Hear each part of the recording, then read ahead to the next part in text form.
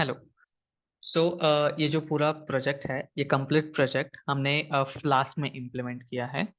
So basically flask एक framework है जिसके थ्रू हम जो हमारा फ्रंट एंड है HTML CSS जावास्क्रिप्ट वो और जो हमारा बैकएंड है पाइथन एंड माइस्क्वेल, इन दोनों को हम इंटीग्रेट कर सकते हैं।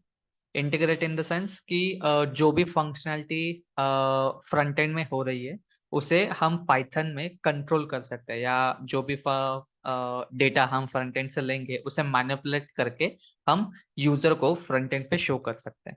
ओके, सो ये सारी चीजें एस्टैब्लिश होने के लिए या पॉसिबल होने के लिए हमने ये फ्लास्क यूज किया है।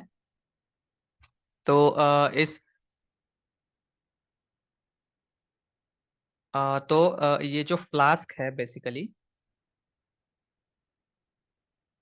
इस फ्लास्क के कुछ रूल्स हम बोल सकते हैं कि लाइक या हम एनवायरनमेंट का एक सेटअप बोलते हैं कि उस एनवायरनमेंट के सेटअप के लिए हमें एक फोल्डर में तीन चीजें सेट करनी है। फर्स्ट, हमारा एक फोल्डर है स्टैटिक, जिसके अंदर हमारे CSS जावास्क्रिप्ट इमेजेस सारे चीजें रहेगी। ओके, देन सेकंड फोल्डर है हमारा टेम्पलेट्स, जिसके अंदर सिर्फ और सिर्फ HTML के पेजेस रहेंगे। एंड थर्ड ये है हमारा app.py, जिसके अंदर हमारा सारा फ्लास्क का कोडिंग रहेगा। तो ये सेटअप हमें करके रखना है। ये सेटअप होने के बाद सबसे पहले हमें जो app.py है या जो भी .py फाइल है जिसके अंदर आप फ्लास्क की कोडिंग करने वाले हो, उस फाइल के अंदर हमें कुछ रिक्वायर्ड लाइब्रेरीज इंपोर्ट करनी है। ओके, जैसे कि ये फ्लास्क लाइब्रेरी है, तो इस लाइब्रेरी के अंदर बहुत सारी सब लाइब्रेरीज है जिसके थ्रू हम अलग अलग फंक्शनैलिटीज कर सकते हैं। तो वो आगे जाके मैं आपको बता दूंगा।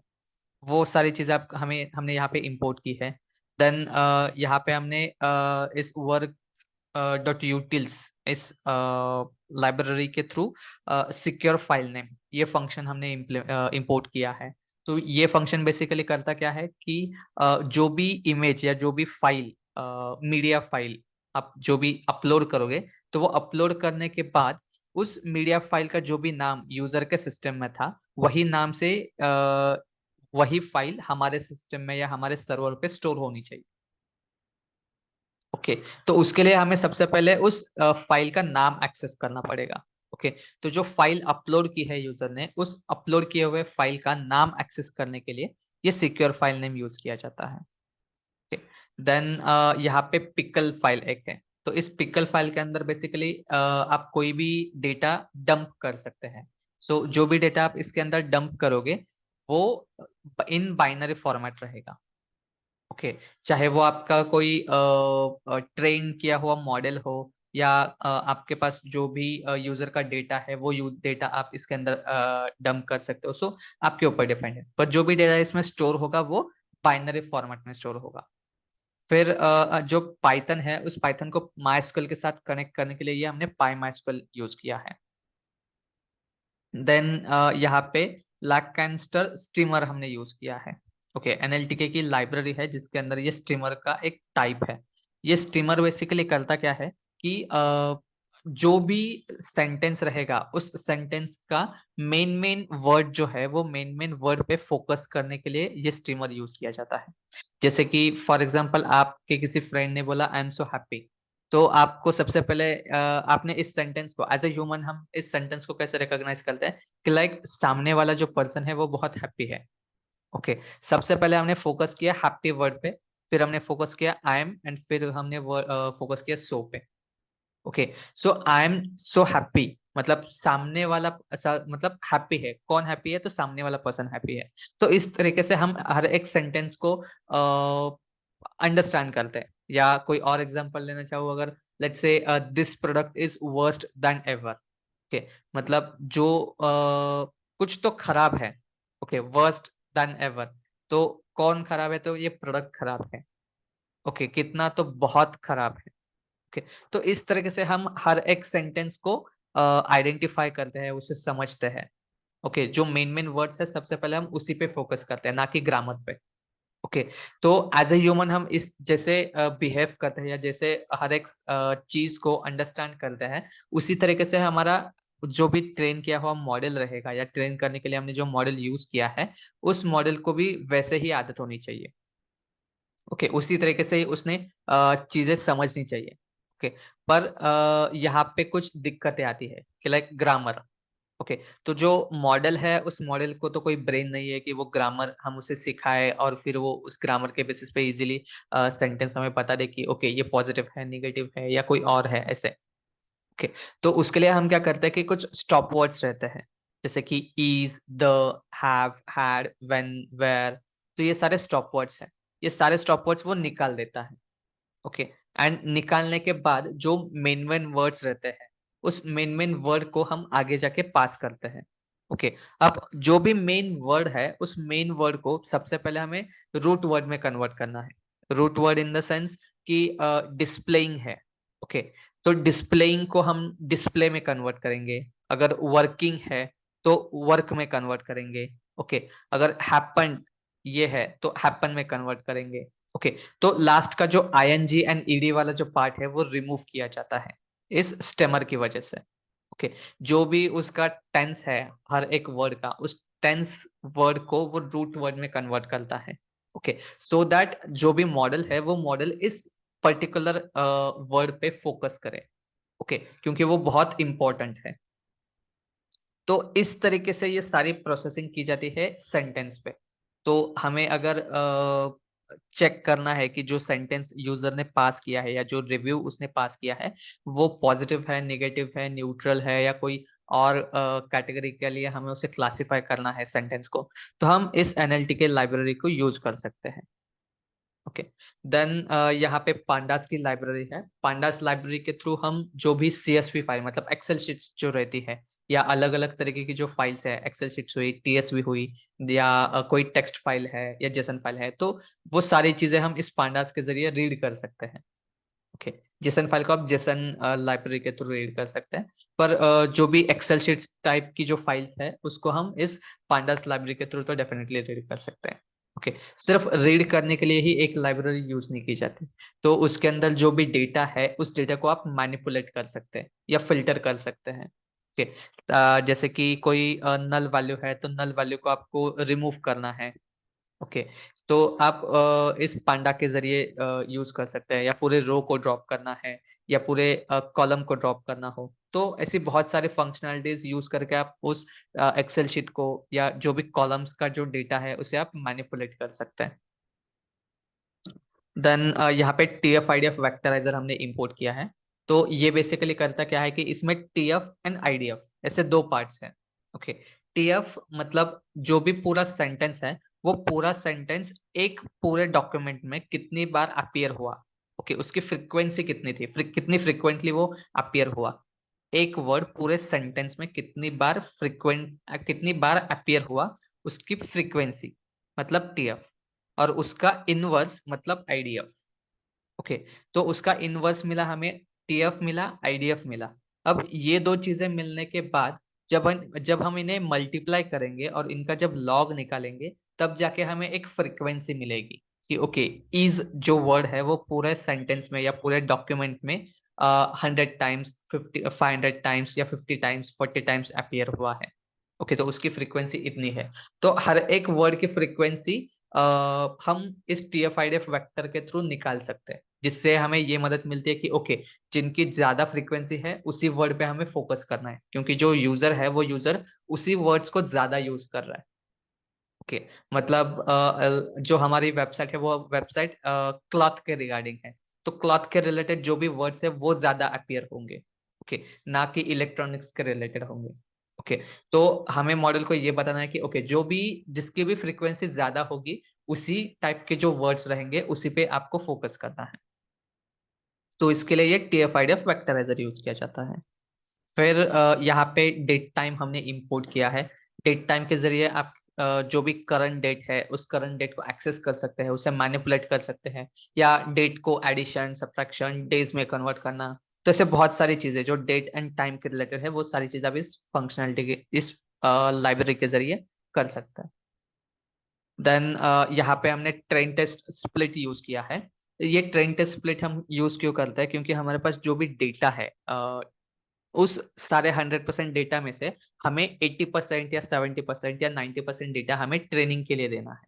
ओके, और बाकी बचा हुआ जो 1%, सॉरी 10%, 20% या 30% जो भी डेटा है, वो डेटा हम टेस्टिंग के लिए यूज करेंगे। सो जो डेटा है उसे स्प्लिट करने के लिए हमने ये ट्रेन टेस्ट स्प्लिट यूज किया है। फिर यहाँ पे हमने सिक्वेंशियल यूज किया है। सो जो भी टेंसरफ्लो डॉट केरास के अंदर जो भी हमने फंक्शनलिटीज यहाँ पे इंपोर्ट की है, वो सारी फंक्शनलिटीज हमें जो न्यूरल नेटवर्क का मॉडल है उस मॉडल को बिल्ड करने के लिए ये फंक्शनलिटीज यूज की जाती है। साथ ही साथ हम उस मॉडल को इवेलुएट कर सकते हैं। ओके, जैसे कि हमें उसका कंफ्यूजन मैट्रिक्स निकालना हो, या एक्यूरेसी चाहिए, लॉस चाहिए, या कोई एक्टिवेशन फंक्शन हमें ऐड करना है, तो ऐसी बहुत सारी फंक्शंस हम इसके जरिए यूज कर सकते हैं। देन numpy लाइब्रेरी है। numpy लाइब्रेरी के थ्रू आप कोई जो अरे है, कोई भी अरे को आप मैनिपुलेट कर सकते हैं।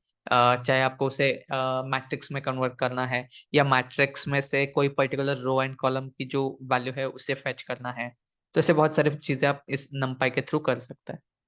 देन मैटप्लॉटलिब है। मैटप्लॉटलिब के जरिए आपके पास जो भी डेटा है उस डेटा को आपको विजुअलाइज करना है, मतलब ग्राफिकल फॉर्मेट में अगर आपको उसे शो करना है, तो इस मैटप्लॉटलिब के जरिए आप उसे शो कर सकते हैं। ओके, सो जो भी रिक्वायर्ड लाइब्रेरीज थी वो रिक्वायर्ड लाइब्रेरीज हमने इंपोर्ट की। इंपोर्ट करने के बाद सबसे पहले हमने हमारा जो फ्लास्क नाम का जो सर्वर था उसे हमने यहाँ पे इनिशियलाइज किया। ओके, जब तक आप इसे इनिशियलाइज नहीं करोगे आप फ्लास्क फ्रेमवर्क को यूज नहीं कर सकते। सो इस फ्रेमवर्क को यहाँ पे हमने इनिशियलाइज किया एंड स्टोर किया एक वेरिएबल के अंदर। ओके, उस वेरिएबल को आप कोई भी नाम दे सकते हैं। देन यहाँ पे हमने कुछ ग्लोबली वेरिएबल्स डिफाइन किए हैं। अब ये ग्लोबल वेरिएबल्स क्या रहते हैं, तो मान के चलिए ये जो फंक्शन है डीबी कनेक्शन, इस डीबी कनेक्शन के अंदर यहाँ पे कनेक्शन नाम का एक वेरिएबल है जिसे मैंने यहाँ पे रिटर्न किया है। ठीक है, अब जब मैं इस फंक्शन के अंदर जो फंक्शनलिटीज हो रही है या जो भी वेरिएबल इसके अंदर डिफाइन है, उस वेरिएबल का अगर मुझे एक्सेस करना है तो मैं यहाँ पे रिटर्न करूंगा। ओके, पर मान के चलिए इस कनेक्शन फंक्शन के कनेक्शन वेरिएबल के बाद और 4-5 वेरिएबल्स हैं। ओके, तो उसमें से एक पर्टिकुलर वेरिएबल मुझे फेच करना है, ना कि सारे के सारे। ओके, तो मैं क्या करूंगा कि उसे मैं ग्लोबली डिफाइन करूंगा, सो दैट मैं इस फंक्शन के अंदर जो भी वेरिएबल है उस वेरिएबल को मैं एक्सेस कर सकता हूँ।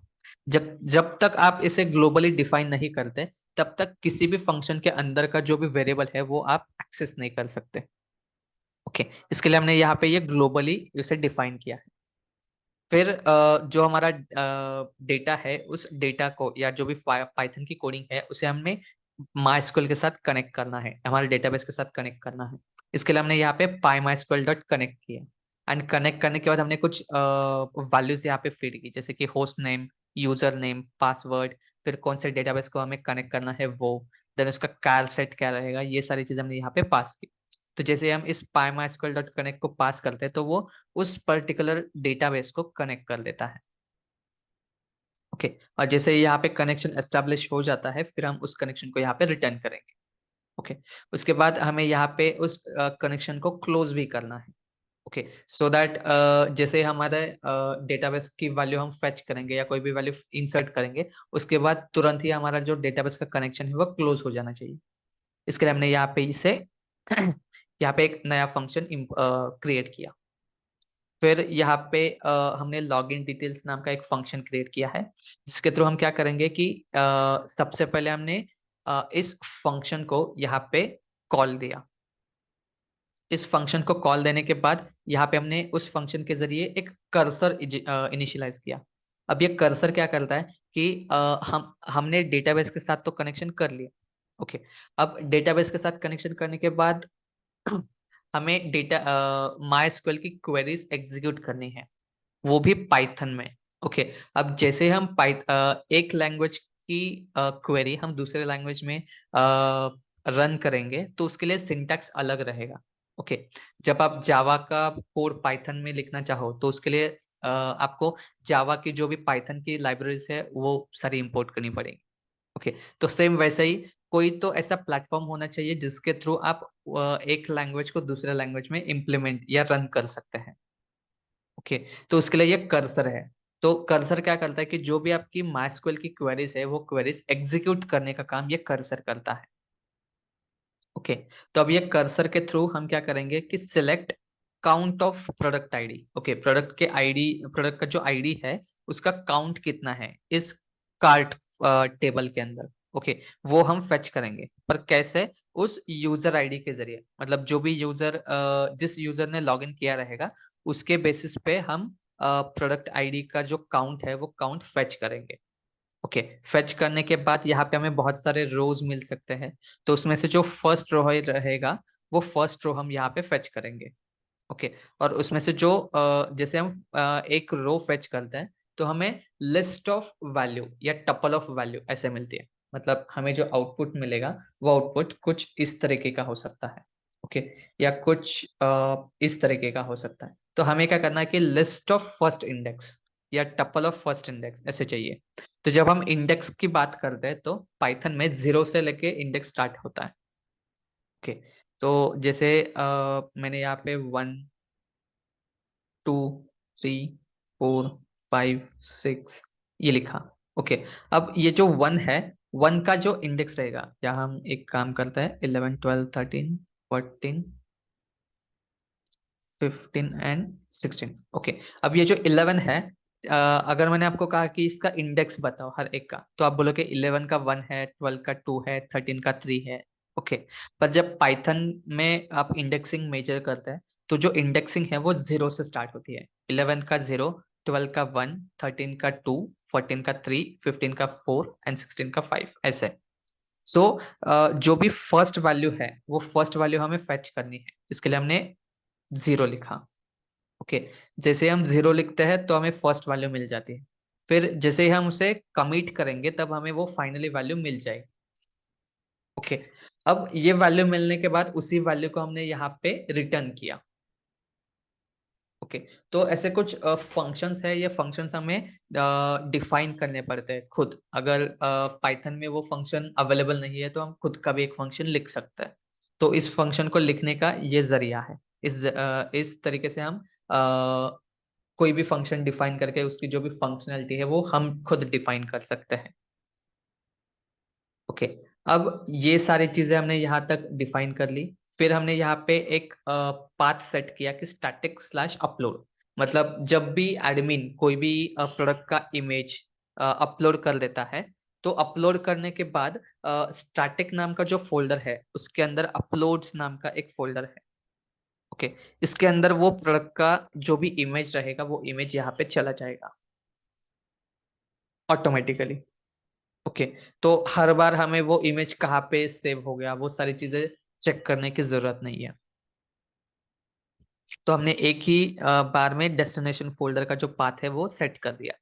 फिर हम ये ऐसे भी कर सकते हैं कि लाइक जो पर्टिकुलर एक्सटेंशंस है वो पर्टिकुलर एक्सटेंशन के वैल्यूज ही हम फेच कर सकते हैं। मतलब जेपीजी जी जेपीईजी पीएनजी जीआईएफ इस तरीके के जो भी फाइल्स है वो फाइल्स ही हम फेच करेंगे। अगर यूजर ने डॉट पीडीएफ या डॉट डॉक्स ऐसी कुछ फाइल्स अपलोड कर दी तो वो हम एक्सेप्ट नहीं करेंगे। ओके, तो इसके लिए ये अलाउ एक्सटेंशंस भी हम यहाँ पे सेट कर सकते हैं। फिर जो भी हमारा फोल्डर का पाथ था वो हमने हमारे ऐप के साथ कॉन्फ़िगर किया। ओके, जो यहाँ पे हमने ऐप इनिशियलाइज किया है उसके साथ हमने यहाँ पे कॉन्फ़िगर कर दिया। ओके, एंड देन हमने यहाँ पे एक सीक्रेट की पास कर दी। जो तो ये जो सीक्रेट की है वो सीक्रेट की बैकएंड में हमारा जो ऑथेंटिकेशन है वो ऑथेंटिकेशन मेंटेन करती है। ओके, अब इसके बाद हमने क्या किया कि यहाँ से हमारा रजिस्ट्रेशन का कोड स्टार्ट होता है। मतलब एक्चुअल जो फ्लास्क है वो फ्लास्क का कोड यहाँ से स्टार्ट हो जाता है। तो ये जो रजिस्ट्रेशन का फर्स्ट फंक्शन है ये फंक्शन हमारा यूजर के लिए है। यूजर का रजिस्ट्रेशन कैसे होता है? तो फ्लास्क की जो कोडिंग है वो कोडिंग स्टार्ट करने के लिए सबसे पहले हमें जो ऐप हमने इनिशियलाइज किया था उसे हमने यहाँ पे कॉल दिया। ओके, एट द रेट के थ्रू हमने उसे कॉल किया। कॉल करने के बाद उस ऐप की एक फंक्शनैलिटी है राउट।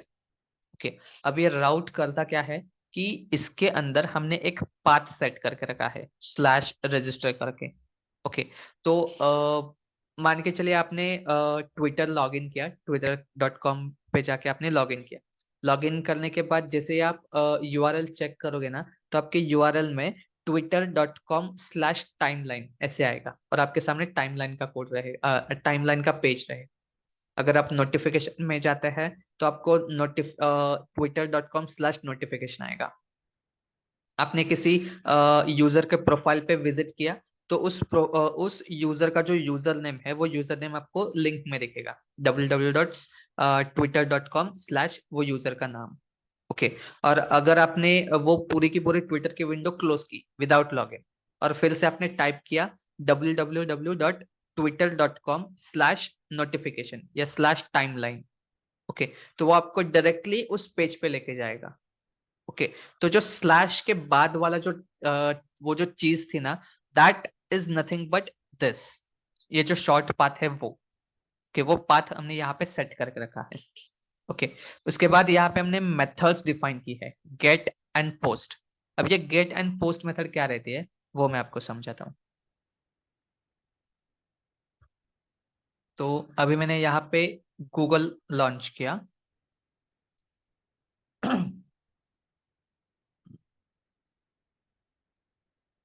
नेट स्लो है, इसकी वजह से थोड़ा टाइम लगेगा। ओके, तब तक लेट्स से मैंने यहाँ पे टाइप किया ABCD।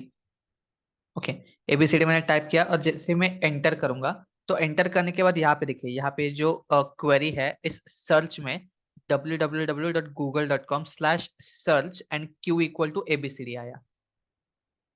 ओके, या अगर आप कोई और सर्च करोगे और कोई चीज सर्च करोगे तो यहाँ पे ABCD के जगह पे आपको वो चीज वहां पे नजर आएगी। जैसे आपने शाहरुख खान किया तो शाहरुख खान आएगा।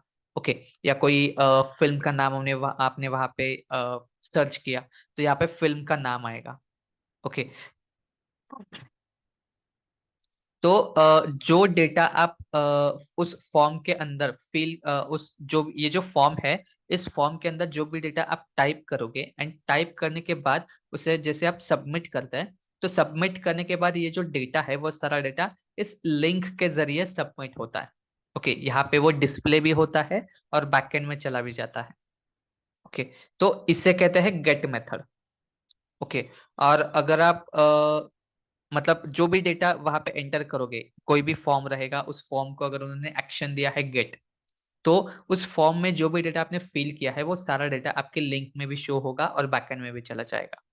पर अगर उन्होंने उस फॉर्म को पोस्ट मेथड में रखा है, ओके, तो जो भी डेटा है वो डेटा आपके यूआरएल में शो ना होते हुए डायरेक्टली बैकएंड में चला जाता है।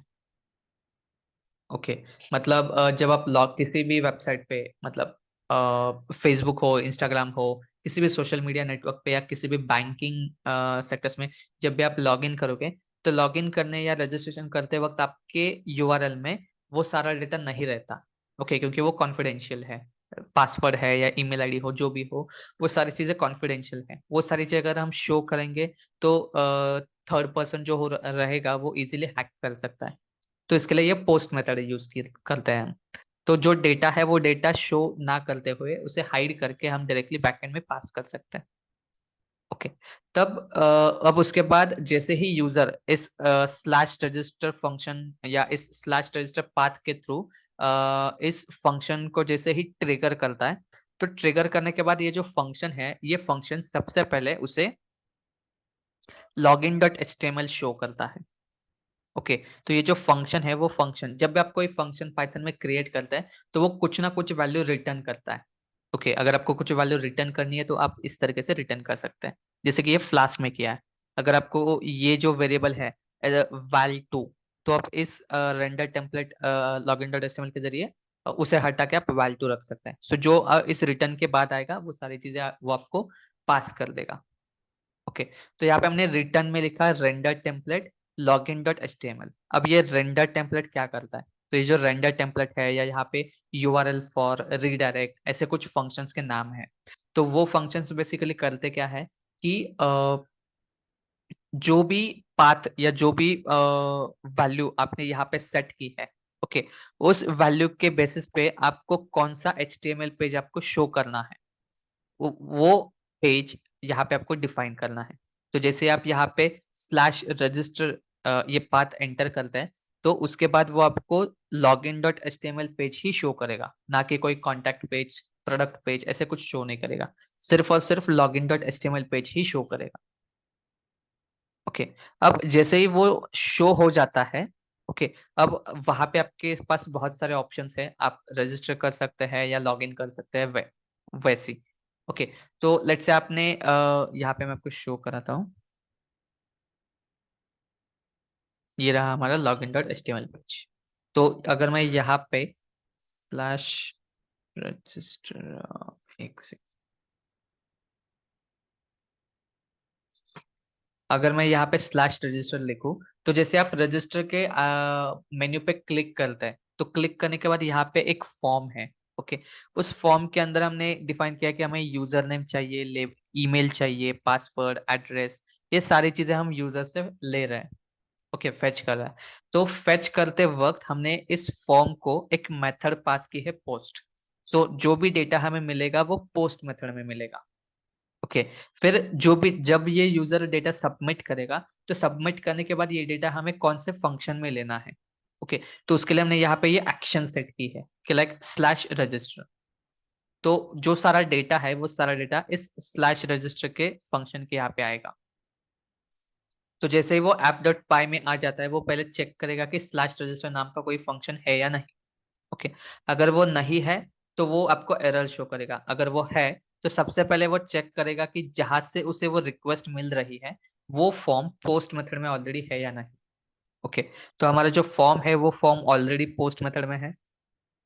ओके, तो अब ये फॉर्म जो है वो पोस्ट मेथड में है। अब हमने क्या किया कि जो भी डेटा था वो डेटा हमने यहाँ पे फेच किया। यूजर का ईमेल आईडी हो, पासवर्ड हो, यूजर नेम हो, तो हर एक चीज हमने यहाँ पे फेच की। अब ईमेल के जगह पे ईमेल ही, पासवर्ड के जगह पे पासवर्ड, यूजर नेम की जगह पे यूजर नेम, ये कैसे हुआ? तो हमने यहाँ पे जो इनपुट्स लिए हैं, ओके, जो इनपुट टैग है उसे हमने टाइप दिया है टेक्स्ट, एंड नेम दिया है यूजर नेम।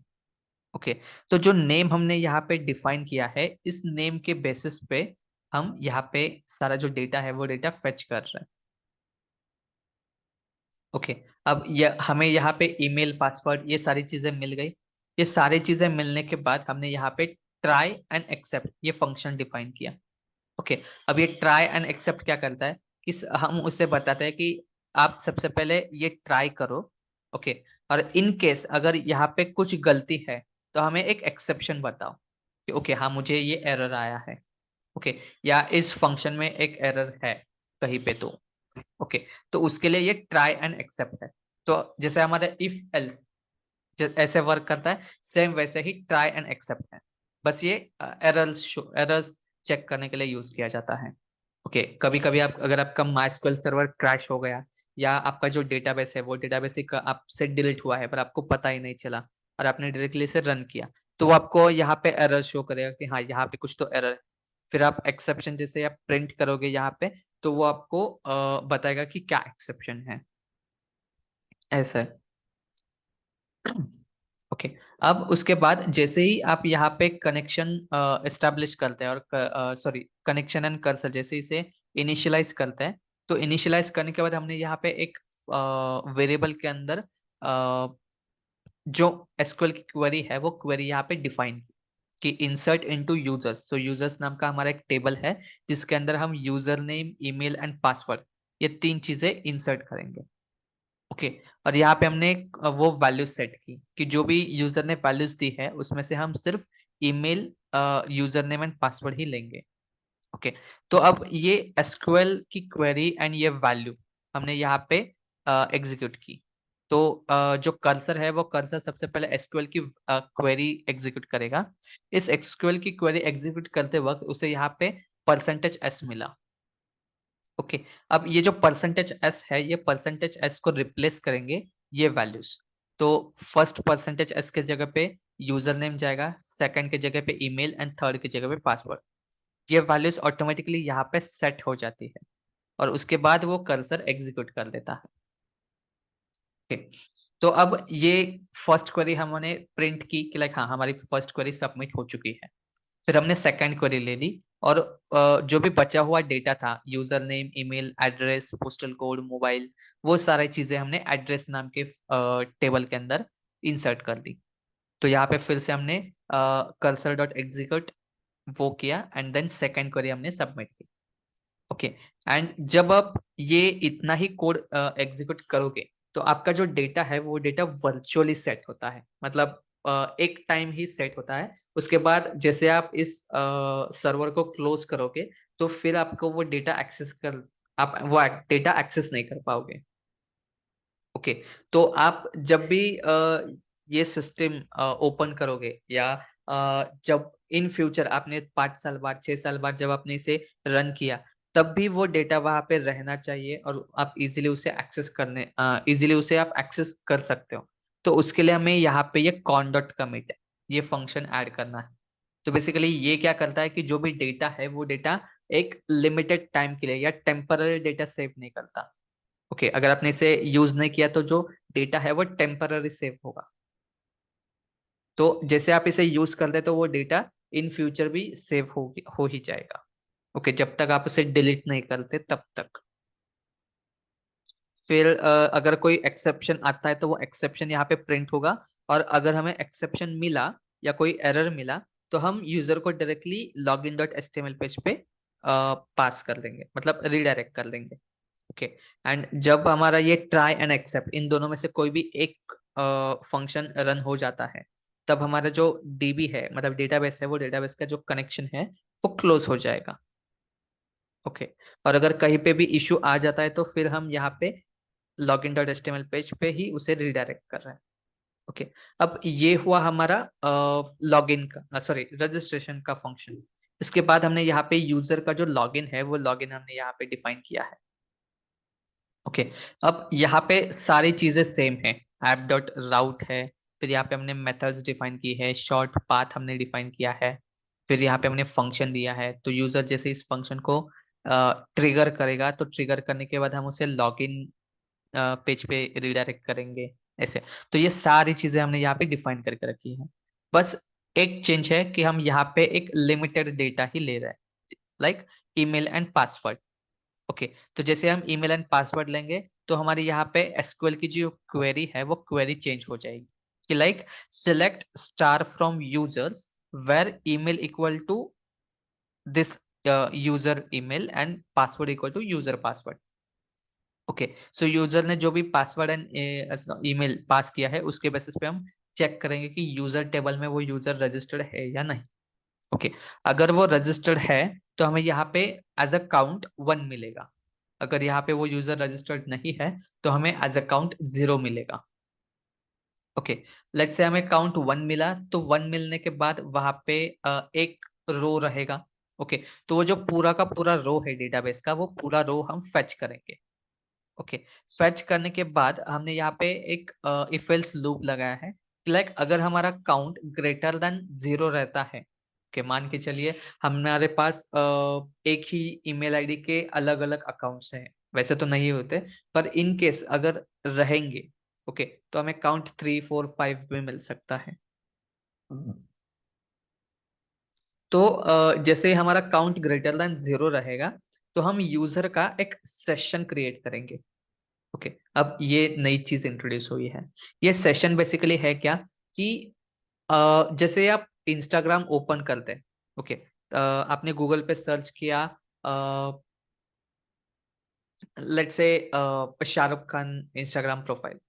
ओके, तो आपने वहां पे सर्च करने के बाद आपको फर्स्ट लिंक शाहरुख खान की इंस्टाग्राम प्रोफाइल की आएगी। आपने उसे ओपन किया, ओपन करने के बाद आपको पूरा प्रोफाइल दिखेगा, मतलब उन्होंने जो इमेजेस या वीडियोस पोस्ट की है वो आपको शो होंगी। ओके, पर आप जब एक उस पर्टिकुलर वीडियो को या फोटो को ओपन करना चाहोगे या उस पर क्लिक करोगे तो क्लिक करने के बाद वो आपको लॉगिन के लिए पूछेगा। ओके, अगर आप लॉगिन है, आपने लॉगिन किया है, तो ही आप उस फोटो को देख सकते हैं या उस फोटो को लाइक कमेंट शेयर कर सकते हैं। ओके, पर अगर आप लॉग्ड इन ही नहीं है तो आप कोई भी फंक्शनलिटी एक्सेस नहीं कर सकते, सिर्फ आप चेक कर सकते हैं। या हम अगर अमेजोन या फ्लिपकार्ट का एग्जांपल लें तो आप विदाउट लॉगिन सिर्फ प्रोडक्ट्स चेक कर सकते हैं। ओके। पर आपको अगर कोई प्रोडक्ट परचेस करना है या किसी प्रोडक्ट को आपको रिव्यू देना है, ओके, तो उस वक्त आपको लॉगिन ही करना पड़ेगा। ओके, अगर आप लॉग्ड इन है तो ही वो सारी चीजें आप एक्सेस कर सकते हैं, हर एक फंक्शनैलिटी को आप एक्सेस कर सकते हैं, आपको अलाउ किया जाएगा। ओके, सेम वैसे ही हमारा ये फंक्शन जो सेशन है, ये सेशन वर्क करता है कि लाइक अगर यूजर सेशन में रहेगा, मतलब लॉग इन रहेगा, तो ही हमारी जो फंक्शनलिटीज है वो फंक्शनलिटीज वो एक्सेस कर सकता है, नहीं तो वो एक्सेस नहीं कर पाएगा। ओके, अब जैसे ही यूजर का सेशन यहाँ पे क्रिएट होता है, क्रिएट होने के बाद हम यूजर को रीडायरेक्ट करेंगे रूट फंक्शन पे। ओके, अब यहाँ पे अलग अलग मेथड्स हैं। ओके, मैंने कहा था कि redirect, URL for and render template, ये तीन चीजें आपको एचटीएमएल पेज पे रीडायरेक्ट करती है। ओके, पर इनका जो मेथड है वो मेथड अलग अलग है। ओके, अब मेथड मतलब क्या कि लाइक रेंडर टेम्पलेट जो है वो सिर्फ एचटीएमएल पेज ही एक्सेस कर सकता है। ओके, पर ये जो रीडायरेक्ट यूआरएल फॉर है, ये सिर्फ फंक्शन एक्सेस करता है, मतलब ये चीज। ओके, इस फंक्शन के बेसिस पे भी वो एक्सेस कर सकता है। ओके, तो हमने क्या किया, इस यूआरएल इस फंक्शन पे हमने उसे रीडायरेक्ट किया। तो अब अगर इसे control C and control F control V, या इस रूट को अगर आपने कॉपी फाइंड किया, तो यहाँ पे आपको वो रूट मिलेगा। हम्म, ये रहा हमारा होम पेज। ओके, अब यूजर होम पेज पे आ गया, सो चलो हम भी चलते हैं होम पेज पे।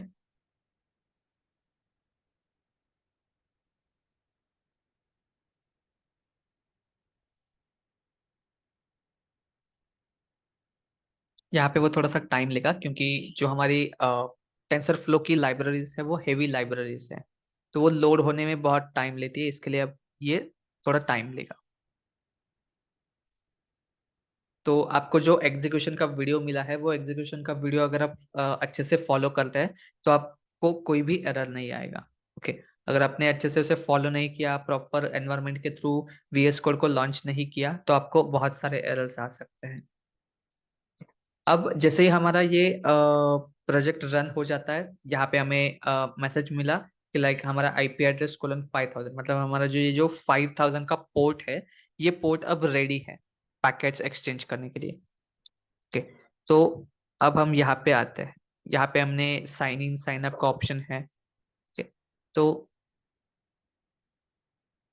हम्म, तो सबसे पहले अगर आपको डेटाबेस एक्सेस करना है, तो यहाँ पे एसक्यूएल योग को ओपन करना है, एंड देन कंटिन्यू पे क्लिक करके यहाँ पे जो आपका यूजर नेम है वही आपका पासवर्ड यहाँ पे हमने सेट किया है। तो अगर इनकेस आपके यहाँ पे वो पासवर्ड शो नहीं हो रहा, तो आप रूट टाइप कर सकते हैं, एंड टाइप करने के बाद यहाँ पे आपको कनेक्ट कर लेना है। फिर जैसे आप कनेक्ट करोगे तो यहाँ पे 29 पोलैरिटी कहाँ पे गया, हाँ ये रहा। तो ये जो 29 पोलैरिटी है, इसके सामने प्लस आइकॉन है, तो यहाँ पे आपको प्लस पे क्लिक करना है। देन टेबल्स के सामने जो प्लस है वहां पे आपको क्लिक करना है। देन यहाँ पे सारे के सारे टेबल्स है। ओके, फिर टेबल्स पे किसी भी टेबल पे आप अगर राइट क्लिक करके ये जो सेकंड लास्ट ऑप्शन है व्यू डेटा, इस पे जब आप क्लिक करोगे, तो यहाँ पे वो उस टेबल के अंदर जो भी डेटा है या जो भी कॉलम्स है, वो सारी चीजें आपको यहाँ पे नजर आएगी। ओके, अब यहाँ पे ईमेल एड्रेस है s@gmail.com एंड पासवर्ड है s। ओके, तो हम यहाँ पे वो चेक करते हैं।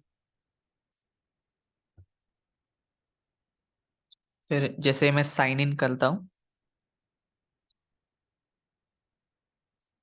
तो ये देखिए यहाँ पे वो चेंज हुआ। फिर मुझे जो कार्ड था वो कार्ड यहाँ पे मिला, फिर यहाँ पे मुझे आया कि वेलकम सुश। तो जो भी मेरा यूजर नेम था यहाँ पे, ओके, वो यूजर नेम यहाँ पे मुझे मिल गया, मतलब मेरा सक्सेसफुली लॉगिन हो चुका है। अब लॉगिन होने के बाद यहाँ पे देखिए ऑटोमेटिकली यहाँ पे सारे के सारे प्रोडक्ट्स सेट हो चुके हैं। ओके, अब ये सेट कैसे हुए, तो हमने यहाँ पे वो कोड लिखा है, वो फंक्शनलिटी लिखी है। ओके, अब ये जो इतना सारा कोड है, वो इतना सारा कोड अगर हम लॉगिन जब जब हमने ये रूट फंक्शन लिखा था, जहाँ पे redirect URL for root, okay, तो वहां पे अगर वो ना लिखते हुए अगर हम directly render template index dot H ऐसे लिख देते, तो होता क्या कि ये जो सारा कोड है, ये सारा कोड हमें वहां पे पेस्ट करना पड़ता। ओके, कॉपी पेस्ट करना पड़ता, या वहां पे हमें फिर से लिखना पड़ता। तो जहां कहीं पे भी हम ये फंक्शनलिटी यूज कर रहे हैं कि मतलब मान के चलिए हमने चेकआउट किया एंड चेकआउट करने के बाद फिर से हमें यूजर को होम पेज ही शो करना है। ओके, तो फिर से हमें जहां पे हमारा चेकआउट का कोड है उसी के नीचे हमारा ये पूरा का पूरा कोड फिर से लिखना पड़ेगा। ओके, जो कोड की रीयूजेबिलिटी है वो रीयूजेबिलिटी के जरिए हमारे जो कोड है वो कोड कॉम्प्लेक्स हो जाता है। ओके, और जब हमारा कोड कॉम्प्लेक्स हो जाएगा तो अ, जो हमारी फंक्शनैलिटीज है वो फंक्शनैलिटीज बहुत टाइम लेती है, it's a time consuming. Okay, तो टाइम बहुत ज्यादा कंज्यूम कर लेता है। तो हमारे जो प्रॉपर फंक्शनैलिटी है वो प्रॉपर फंक्शनैलिटी ना होने की वजह से जो कस्टमर्स है वो कस्टमर सेटिस्फाइड नहीं होते। ओके, तो इसका हमें ध्यान रखना है, कोड की रीयूजेबिलिटी अच्छी तरीके से होनी चाहिए, इसके लिए हमने वो रीडायरेक्ट यूआरएल फॉर यूज किया। तो जब भी हमें किसी एक पेज से दूसरे पेज पे जाना है without any additional code, okay, तो हमें ये रीडायरेक्ट यूआरएल फॉर वो जो फंक्शन था वो फंक्शन हमें यूज करना है। ओके, जैसे गूगल का जो पेज है, उस गूगल के पेज पे जो कोई भी आप क्वेरी एंटर करोगे, तो एंटर करने के बाद with in a second, okay, with in a second आपको उसका ऑलमोस्ट लैक्स में जो पेजेस है वो सारे पेजेस की लिंक्स आपको वहां पे मिल जाती है। ओके, फ्रैक्शन ऑफ सेकेंड्स में। ओके, तो उनके पास लैक्स में, बिलियन, ट्रिलियन में डेटा है। ओके, बट स्टिल उसमें से फाइंड आउट करके वो पर्टिकुलर पेज ही आपके लिए लेके आना, मतलब वो बहुत बड़ी बात है। तो उसे कहते हैं कोड की रीयूजेबिलिटी। उस कोड को रीयूजेबल करके उन्होंने किस तरीके से एक क्वेरी के जरिए वो फाइंड आउट किया और वो सारे के सारे लैक्स के जो भी पेजेस थे वो सारे पेजेस आपको शो किए।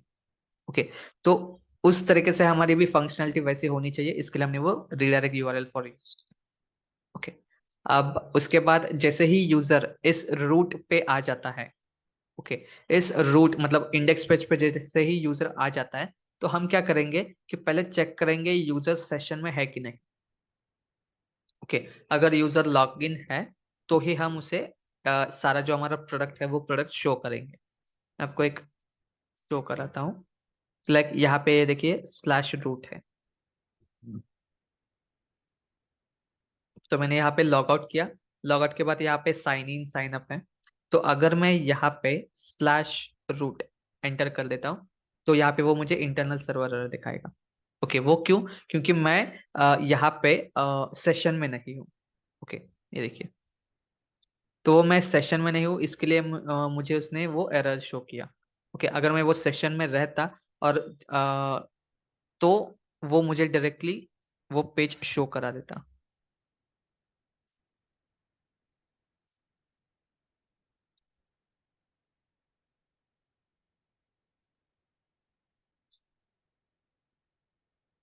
ओके,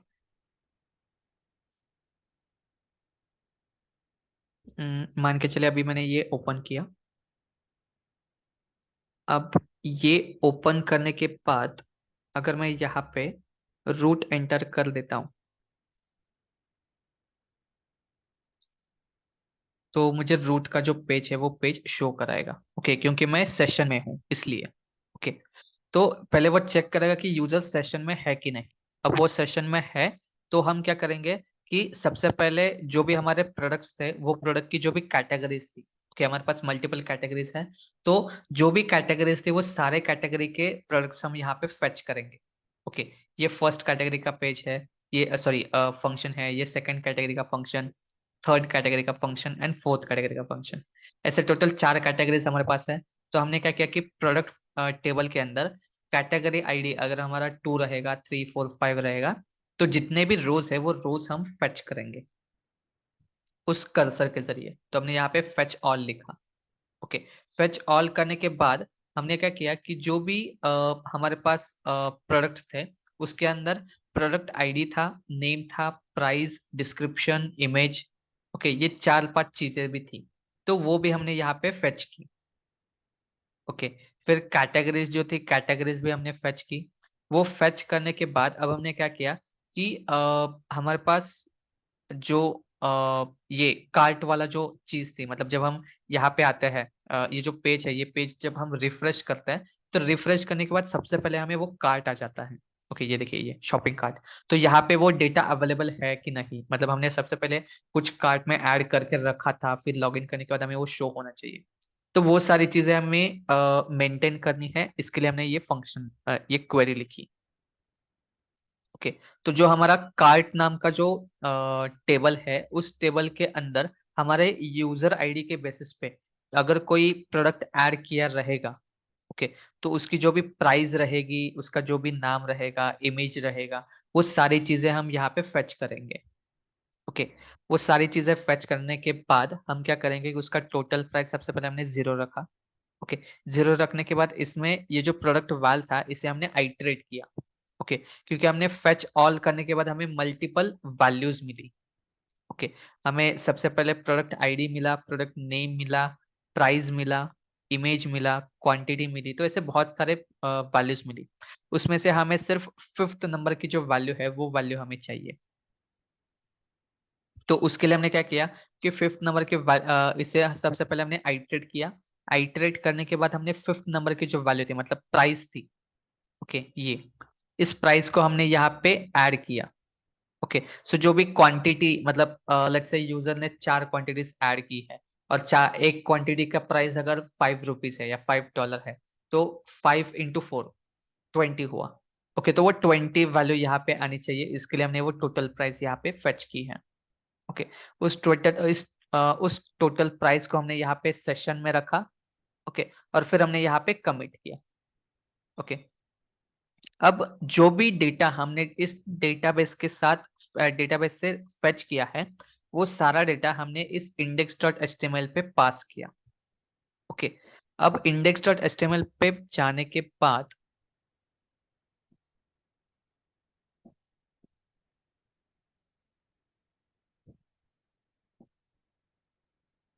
ये देखिए, अगर आप टोटल प्राइस यहाँ पे इसे कॉपी करके index.html में Ctrl+F Ctrl+V करोगे, तो यहाँ पे वो नजर आएगा। Okay, total price. तो ये जैंगो, सॉरी, जो फ्लास्क है, उस फ्लास्क का ये सिंटैक्स है। उसे जिंजा 2 कहते हैं, जिंजा 1, जिंजा 2, ये सारे वर्जन है, 1 2। तो जो जिंजा है, इस जिंजा का एक सिंटैक्स है कि जब आप पाइथन से कोई डेटा एचटीएमएल में फेच करते हैं, तब आपको को इस कर्ली ब्रेसेस के अंदर उसे डिफाइन करना है, तब जाके वो डेटा यहाँ पे शो होगा। जो भी वैल्यू यहाँ पे आएगी, वो वैल्यू यहाँ पे सेट हो जाएगी। ठीक है? तो इसके लिए हमने वो यहाँ पे सारा डेटा पास किया है। ठीक है? अब हमने यहाँ पे जो भी वैल्यूज दिख रही है, आई मीन जो भी प्रोडक्ट्स दिख रहे हैं, वो कैसे सेट किया। तो उसके लिए हमने क्या किया कि यहाँ पे अगर आप Ctrl+F सिंगल ये सर्च करते हैं, तो यहाँ पे आपको ये एक फॉर लूप मिलेगा। ओके, तो यहाँ पे देखिए, एक सबसे पहले हमने एक div क्रिएट किया है। उस div के अंदर सबसे पहले हमने यूएल क्रिएट किया, मतलब कैटेगरीज डिफाइन की कि men's, women's, bag and footwear. Okay, तो वो ये 4 कैटेगरीज है, men, women, bags and footwears. Okay, तो हर एक कैटेगरी के लिए हमने उस यूएल के अंदर एक div लिखा है। उस हर एक यूएल के लिए हमने div लिखा है। ओके, तो फर्स्ट डिव होगा, वो मेंस के लिए रहेगा। ओके, तो उसके लिए हमने यहाँ पे एक कार्ड लिया, एक सिंगल सिंगल कार्ड है ये। ओके, ये जो कंप्लीट कार्ड आपको दिख रहा है, ये सिंगल कार्ड है। एक सिंगल कार्ड का हमने यहाँ पे पूरा का पूरा कोडिंग लिखा। ये देखिए यहाँ तक। ओके, अगर आप चेक करोगे तो यहाँ पे क्लास इक्वल टू टैब 1 है, फिर यहाँ पे टैब 2 है, तो यहाँ पे सेकंड क्लास हुआ। तो सेकंड टैब जो है, वो सेकंड टैब हमारा मेन वुमेन्स के लिए है। थर्ड टैब बैग्स के लिए आएगा। फोर्थ टैब फुटवेयर के लिए आएगा। तो ये जो एक सिंगल कार्ड है, इस एक सिंगल कार्ड की हमने यहाँ पे कोडिंग की, और उसके ऊपर हमने फॉर लूप अप्लाई किया कि लाइक जो भी ये प्रोडक्ट LST_M इस लिस्ट के अंदर जो भी डेटा रहेगा, वो डेटा इस फॉर लूप के थ्रू हम आइटरेट करते जाएंगे। ओके, तो यहाँ पे हमने सबसे पहले इमेजेस डिफाइन किए। ओके, दो इमेजेस रहेंगे, तो आप जैसे ही कोई इमेज पे क्लिक करते हैं तो इमेज वो फ्लिप होके फिर से आपको वो नजर आती है, ये देखिए फ्लिप हो रहा है। ओके, तो इसके लिए हमने यहाँ पे वो दो इमेजेस यहाँ पे सेट किए, फिर यहाँ पे हमने क्विक व्यू दिया है। ओके, तो जैसे आप उसे हवर करोगे तो ये देखिए क्विक व्यू आ गया। तो अब मुझे क्या करना है, जैसे मैं इस क्विक व्यू के बटन पे क्लिक करता हूँ तो मुझे यही बटन सॉरी यही प्रोडक्ट जो है वो वही का वही प्रोडक्ट मुझे दिखना है, ना कि अगर मैं यहाँ पे क्विक पे व्यू करूँ, क्विक पे क्लिक करूँ और मुझे ये प्रोडक्ट दिखे। ऐसे नहीं होना चाहिए। इसके लिए हमने क्या किया कि यहाँ पे एंकर टैग दिया और उसके अंदर सिंगल लिखा। ओके, सिंगल एक फंक्शन है इसके अंदर, Ctrl+F सिंगल अगर आप टाइप करोगे तो ये एक फंक्शन है। तो सबसे पहले इस फंक्शन को वो सर्च करेगा कि कहाँ पे है। ओके, अगर उसे ये फंक्शन मिल जाता है तो हमने यहाँ पे प्रोडक्ट आईडी दिया है, क्या है वो प्रोडक्ट। ओके, तो वो प्रोडक्ट आईडी यहाँ पे मिलेगा, वो प्रोडक्ट आईडी हम यहाँ पे फेच करेंगे। ओके, तो लेट्स से मैंने अगर यहाँ पे इस क्विक व्यू पे क्लिक किया, तो जैसे ही मैं क्विक व्यू पे क्लिक करता हूँ तो मुझे वो जो इमेज है या उसका जो भी डेटा है वो सारा डेटा मुझे यहाँ पे दिख रहा है। ओके, पर यहाँ पे आप देखिए यहाँ पे प्रोडक्ट आईडी इक्वल टू 29 आया है, 29 इस प्रोडक्ट का आईडी है। ओके, अब ये कैसे हुआ, तो यहाँ पे जो एंकर टैग था वो एंकर टैग हमारा बाय डिफॉल्ट गेट मेथड में है। ओके, अगर आप उसे कोई मेथड डिफाइन नहीं करते वो बाय डिफॉल्ट गेट मेथड ले लेता है। ओके, अगर आप उसे कुछ मेथड सेट करते हैं पोस्ट मेथड तो वो पोस्ट मेथड में ही चला जाएगा। ओके, अब हमने क्या किया कि वो प्रोडक्ट आईडी हमने यहाँ पे फेच किया, तो उसके लिए हमने यहाँ पे प्रोडक्ट आईडी सेट करके रखा है। ओके, फॉर लूप में, तो फॉर लूप की जो जीरोथ वैल्यू है वो जीरोथ वैल्यू मतलब हमारा प्रोडक्ट आईडी है। ओके, फोर्थ वैल्यू मतलब हमारा इमेज का नेम है। तो स्टैटिक फोल्डर के अंदर, इमेज फोल्डर के अंदर उस इमेज को हम वो सर्च करेंगे और वो वहां पे सेट कर देंगे। फिर यहाँ पे हमने जो हमारी सेकंड वैल्यू है वो सेकंड वैल्यू मतलब वहां पे हमारा प्रोडक्ट की प्राइस है। ओके, एंड फर्स्ट वैल्यू मतलब हमारा जो प्रोडक्ट है उस प्रोडक्ट का नाम रहेगा ये। ओके, तो अगर आप किसी प्रोडक्ट के नाम पे भी क्लिक कर दो या किसी प्रोडक्ट के मतलब क्विक व्यू पे भी क्लिक कर दो तो वो आपको वही प्रोडक्ट शो करेगा।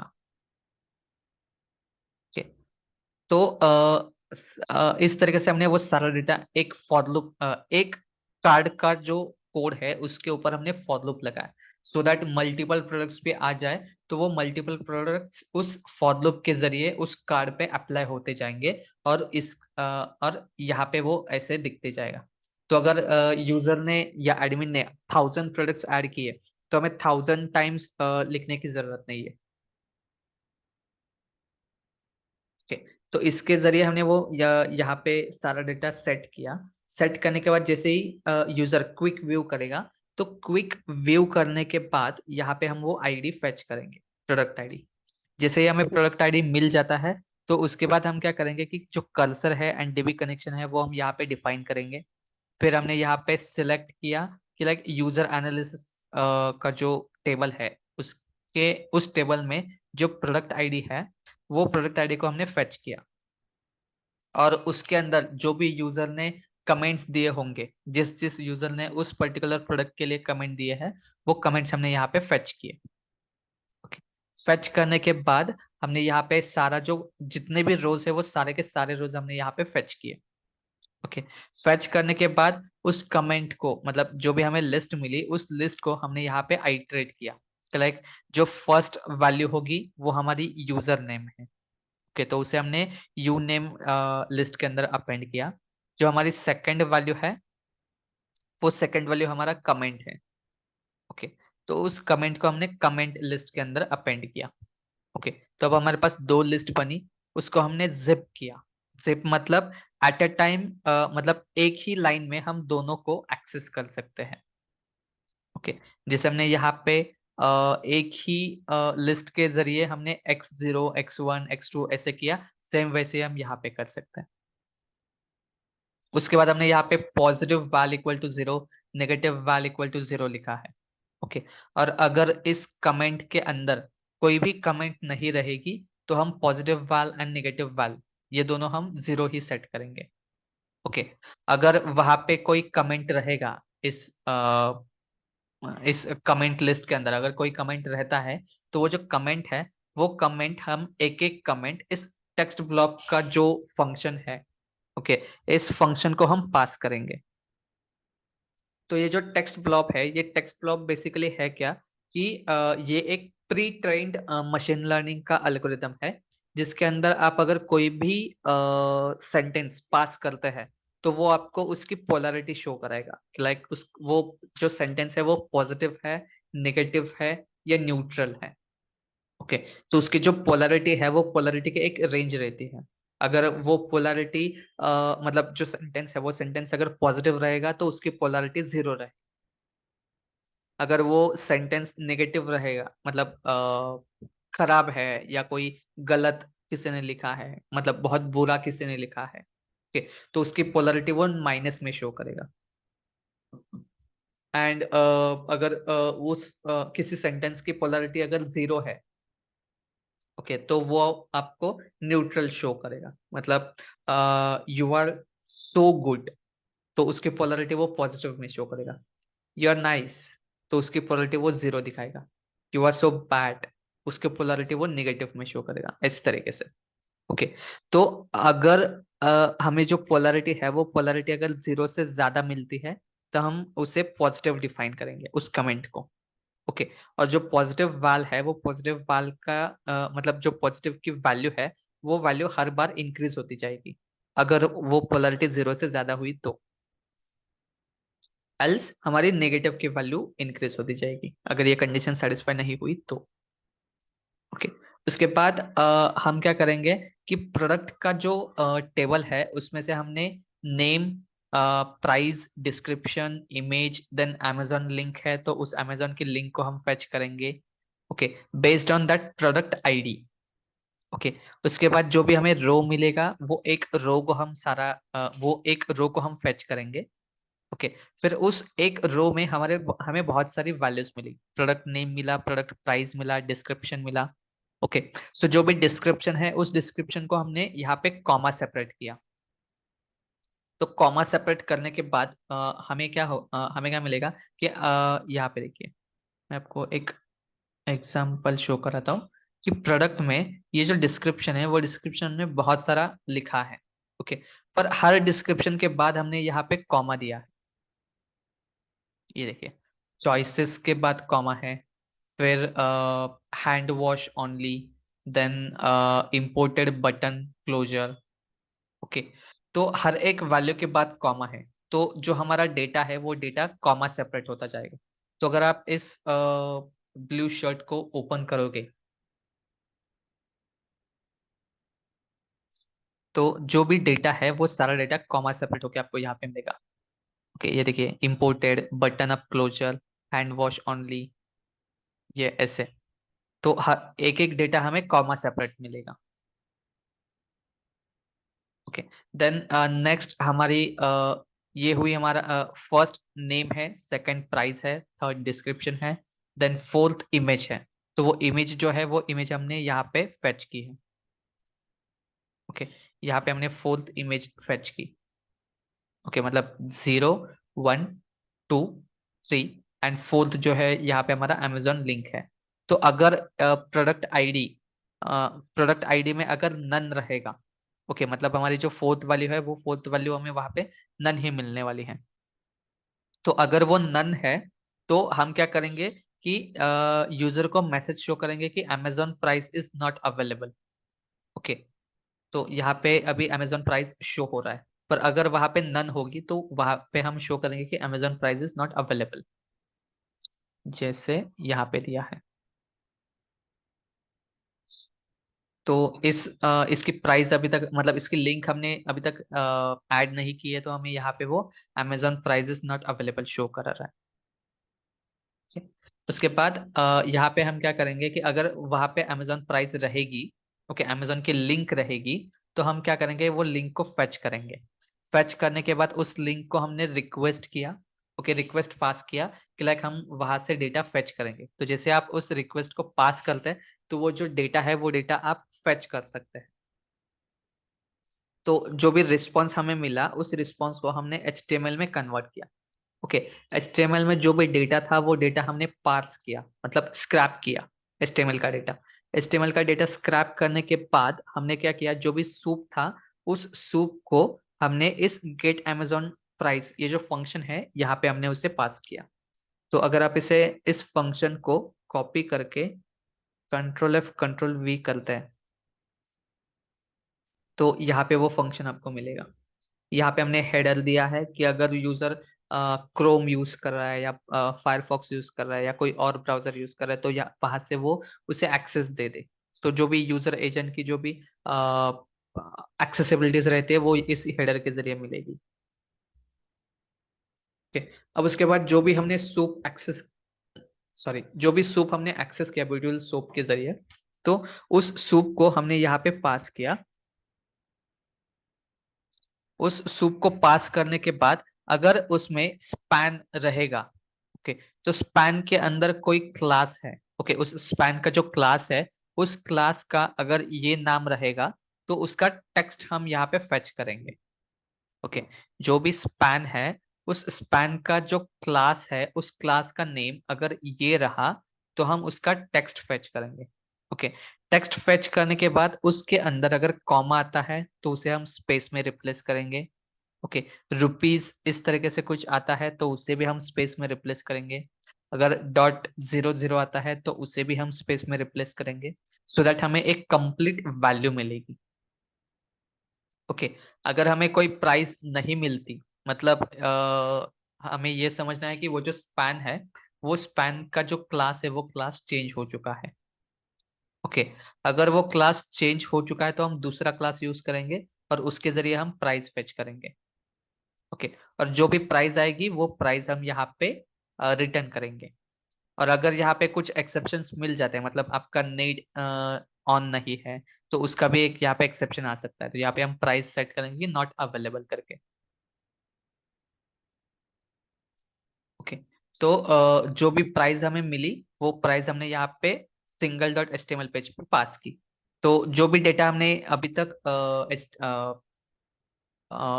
MySQL से फेच किया है वो सारा डेटा हमने इस single.html पे पास किया है। तो जैसे आप यहाँ पे single.html पेज चेक करोगे तो यहाँ पे आपको वो दिखेगा, प्रोडक्ट नेम है, देन प्रोडक्ट प्राइस है, देन Amazon प्राइस हमने यहाँ पे डिफाइन की है, फिर यहाँ पे ऐड टू कार्ट है, फिर यहाँ पे वो प्रोडक्ट का डिस्क्रिप्शन, रिव्यू, ऑफर, वो सारी चीजें हमने यहाँ पे फॉर लूप के जरिए डिफाइन की है। ओके, तो ये जो सारा कोड था वो सारा कोड यूजर साइड का था। मतलब अभी तक हमने रजिस्ट्रेशन देखा, लॉगिन देखा, होम पेज देखा एंड सिंगल पेज देखा। ओके, ये जो चार फंक्शंस हमने देखे या चार फीचर्स हमने देखे, सेम फीचर्स हमने एडमिन साइड में भी इम्प्लीमेंट किए हैं। एडमिन का रजिस्ट्रेशन लॉगिन रहेगा, एडमिन का होम पेज सेम वैसा ही है, एडमिन का जो सिंगल पेज है, मतलब किसी भी प्रोडक्ट पे वो जैसे ही क्विक व्यू या किसी भी प्रोडक्ट पे क्लिक करता है तो उसे वो प्रोडक्ट का जो डिस्क्रिप्शन है वो भी डिस्क्रिप्शन सारा का सारा वहां पे शो हो जाएगा। ओके, तो ये जो सारा कोड है वो कोड एडमिन एंड यूजर इन दोनों के लिए सेम लिखा है। सिर्फ ये जो फंक्शंस हमने यहाँ पे डिफाइन किए हैं वो फंक्शन सिर्फ अलग अलग है। जैसे यहाँ पे सिंगल है तो सिंगल टू है, यहाँ पे अगर यूजर के लिए इंडेक्स है तो एडमिन के लिए एडमिन होम है। ओके, सो इस तरीके से वो चीजें डिफर कर रही है, बस इतना ही डिफरेंस है, बाकी तो कोड ऑलमोस्ट सेम है। ओके, फिर जैसे ही यूजर यहाँ पे ऐड टू कार्ट पे क्लिक करेगा तो सबसे पहले उसे यहाँ पे क्वांटिटी देखनी कि कितनी क्वांटिटी उसे चाहिए। तो लेट्स से मैंने यहाँ पे 2 क्वांटिटी दे दी, तो जैसे मैं ऐड टू कार्ट पे क्लिक करूंगा तो क्लिक करने के बाद वो कार्ट में ऐड होगा। ओके, और ऐड होने के बाद जो हमने रूट का जो फंक्शन था उस फंक्शन पे हमने एक कार्ट वाला कोड लिखा था, बहुत बड़ा वाला। तो DEF रूट, तो अगर यहाँ पे आप चेक करोगे तो यहाँ पे हमने वो कार्ट वाला फंक्शन लिखा था। ओके, जिसके जरिए हमें वो सारी चीजें मिल रही थी कि मतलब उसका उस प्रोडक्ट का इमेज, देन उस प्रोडक्ट का नेम, उसका टोटल प्राइस, क्वांटिटी, उस ओके टोटल प्राइस कितना हुआ, फिर हम डिलीट कर सकते हैं क्या, या यहाँ यहाँ पे हमने टोटल प्राइस लिखा है, चेकआउट लिखा है। तो अगर आप डिलीट पे क्लिक करते हैं तो यहाँ पे डिलीट की क्वेरी रन होगी। तो अगर आपको ये चेक करना है कि डिलीट की क्वेरी बेसिकली है क्या, तो आपको कंट्रोल सॉरी F12 प्रेस करना है। F12 प्रेस करने के बाद ये जो कॉर्नर वाला एरो बटन है उसे आपको सिलेक्ट करके इस डिलीट पे क्लिक कर लेना है। तो यहाँ पे आपको पता चलेगा कि रिमूव फ्रॉम कार्ट है। ओके, उस फंक्शन का नाम रिमूव फ्रॉम कार्ट दिया है। तो फिर यहाँ पे आके आप सर्च कर सकते हैं /remove from cart, तो यहाँ पे वो फंक्शन आ गया। ओके, तो ये फंक्शन के बेसिस पे हम क्या कर रहे हैं कि delete from cart where user ID and product ID equal to this. Okay, so जो भी प्रोडक्ट आईडी हमें मिला था यहाँ पे, वो प्रोडक्ट आईडी के बेसिस पे एंड यूजर आईडी के बेसिस पे हम डिलीट वो जो पूरा का पूरा प्रोडक्ट है वो प्रोडक्ट डिलीट कर देंगे। ओके, तो ये प्रोडक्ट डिलीट हो जाएगा। फिर आप जैसे ही इस कार्ट के चेकआउट पे क्लिक करना है, तो फिर से आपको F12 करके यहाँ पे चेक करना है कि चेकआउट के लिए क्या फंक्शन है। ओके, तो चेकआउट के लिए बेसिकली उन्होंने फॉर्म क्रिएट किया है। तो फॉर्म की जो एक्शन है वो चेकआउट है। तो फिर आप यहाँ पे आके फिर से चेक कर सकते हैं कि यहाँ पे चेकआउट कहाँ पे है। तो चेकआउट के यहाँ पे हमने वो जो टोटल प्राइस है वो टोटल प्राइस सेशन से फेच की है, और फिर यूजर को पास किया है payment.html पेज पे। ओके, तो जैसे ही यूजर चेकआउट पे क्लिक करेगा, तो क्लिक करने के बाद हम उसे पेमेंट के पेज पे पास कर रहे हैं। उसके बाद यूजर कोई भी डेटा यहाँ पे एंटर करेगा। फिर हमने यहाँ पे डेट एंटर कर दी, फिर सीवीवी एंटर किया, और जैसे ही मैं यहाँ पे सबमिट करूंगा, तो सबमिट करने के बाद जो भी डेटा था वो सारा डेटा मुझे यहाँ पे मिलेगा। ओके, सॉरी, यहाँ पे मिलेगा। ओके, नंबर जो कार्ड का नंबर था वो नंबर मिला, फिर यूजर नेम मिला, मतलब कार्ड के ऊपर जो नेम रहता है वो नेम मिला, फिर एक्सपायरी मंथ मिला, एंड जो सीवीवी था वो सीवीवी मिला। तो ये सारी चीजें मुझे यहाँ पे मिली। फिर मैंने सिलेक्ट किया कि select card of user name quantity. तो ये सारी चीजें मैंने यहाँ पे फेच की based on user ID. Okay, तो ये सारी चीजें फेच करने के बाद मैंने यहाँ पे उसे आइटरेट किया। ओके, एंड आइटरेट करने के बाद मैंने सबसे पहले उसे अपडेट किया कि हाँ, मेरा जो स्टॉक है टोटल स्टॉक, उसमें से जो प्रोडक्ट आईडी है उस प्रोडक्ट का जो भी स्टॉक रहेगा उसमें से एक स्टॉक कम होना चाहिए। ओके, तो उसके लिए हमने ये क्वेरी लिखी। ये जो फर्स्ट क्वेरी है उसके लिए हमने क्या किया कि जो यूजर प्रोडक्ट डिटेल, ये जो फंक्शन है या ये जो टेबल है उसके अंदर यूजर आईडी जाएगा, डेट जाएगा, कैटेगरी जाएगी एंड क्वांटिटी जाएगी। ओके, ये चार चीजें चली जाएगी, सब मतलब स्टोर होंगी। ओके, ये इसलिए क्योंकि हमें फॉरकास्टिंग करनी है कि इस डेट पे इस कैटेगरी की इतनी क्वांटिटीज यूजर ने ऑर्डर की थी। ओके, तो डेट एंड क्वांटिटी, इस डेट पे इतनी क्वांटिटीज थी, इस डेट पे इतनी क्वांटिटीज थी, ऐसे। तो ऐसे हमें फॉरकास्टिंग करनी है कि लाइक अगर ये डेट मुझे ये डेट पे मतलब लेट्स से, अब ये फॉरकास्टिंग कैसे होती है, तो हम क्या बोलते हैं कि अगर रेनी सीजन आता है। ओके, तो रेनी सीजन में शूज जो है वो शूज की प्राइस इतनी ज्यादा नहीं रहती, सैंडल्स की ज्यादा रहती है। ओके, या रेनकोट्स की ज्यादा प्राइस रहती है। ओके, अगर विंटर आता है तो विंटर में रेनकोट्स की प्राइस बहुत कम होती है, और जो स्वेटर्स रहते हैं वो स्वेटर्स की ज्यादा होती है प्राइस, या जो शूज रहेंगे या जो भी सॉक्स रहेंगे उनकी प्राइस ज्यादा बढ़ जाती है।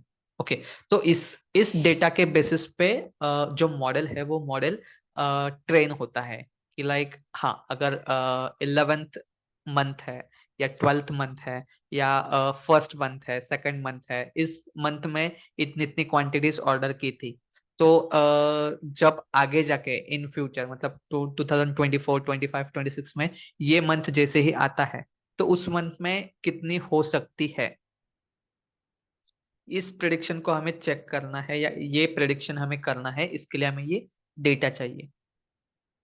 ठीक है, फिर ये सारी चीजें हमने यहाँ पे इंसर्ट कर दी एंड अपडेट कर दी। अपडेट करने के बाद अब यूजर ने वो सारा डेटा ऑर्डर किया, मतलब जो भी कार्ट में ऐड किया था प्रोडक्ट वो यहाँ पे हमने ऑर्डर किया। ठीक है, ऑर्डर करने के बाद फिर से वो डेटा कार्ट में नहीं दिखना चाहिए, इसके लिए हमने यहाँ पे डिलीट फंक्शन यूज किया है। और जैसे हम कमिट करेंगे तो कमिट करने के बाद वो सारा डेटा डिलीट हो जाएगा। एंड डिलीट के बाद फिर से हम यूजर को रूट फंक्शन पे शो कर देंगे। रूट वाला जो फंक्शन है वो रूट वाला फंक्शन हम यहाँ पे यूजर को शो कर रहे हैं। ठीक है? अब ये सारी जो चीजें थी वो सारी चीजें यूजर साइड की थी। इसका जो नेक्स्ट वीडियो आएगा इस उसके नेक्स्ट वीडियो में आपको जो एडमिन साइड की जो हमने फंक्शनलिटीज की है वो एडमिन साइड की फंक्शनलिटीज बेसिकली है क्या, वो हम नेक्स्ट वीडियो में कवर करेंगे।